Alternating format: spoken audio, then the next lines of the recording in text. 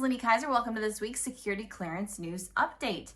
Today's question comes from someone who emailed us a question wondering if the information that they self-report to their security officer is covered by the Privacy Act.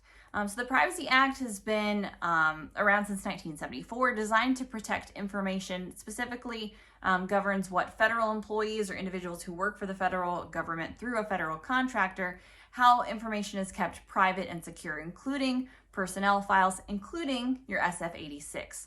So obviously self-reporting information is another aspect of that. If you have adverse information, a DUI, if you go through a divorce, bankruptcy, anything, and basically to update your record, you have to self-report. So it's not necessarily negative, it's just changes and things that have happened. Certainly some of it, like a DUI, interpreted adversely, criminal behavior or criminal conduct should be self-reported. Some of it just, again, changes like marriage also need to be included and self-reported.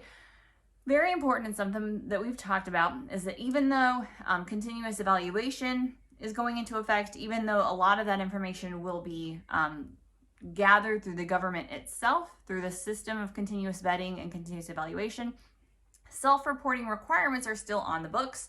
So individuals do still need to self-report adverse information. And again, the individual wondered if they're reporting that information, is it covered by the Privacy Act? Probably wondered again, if they report that DUI, is that going to become public information, or could it be used adversely or used somehow against them outside of the context of their security clearance? The answer is information that you self-report is protected by the Privacy Act in the same way. And that is really a product of the system wanting to ensure that when individuals self-report information, that they're not worried about it, being an issue of reputation. Obviously, if you have something adverse that you're trying to hide, there are security clearance implications there. So being transparent, honest, trustworthy, key aspects of the security clearance process. But if you're just wondering if, hey, that DUI is going to come back to haunt me in some personnel file or become public record, no, it's not. And this is worth noting how the Privacy Act works, and that's why for individuals, they need to submit a Privacy Act request in order to get a copy of their SF-86. So that's why you can't just obtain a copy of all your personnel records. You actually have to go through a process with the government to get that.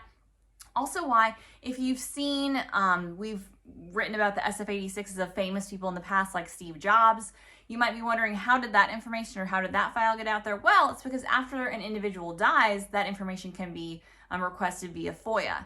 So there are protections and policies in place to protect all of the information that you include in your SF-86, all of the information that you self-report to the government. So it should give you assurance.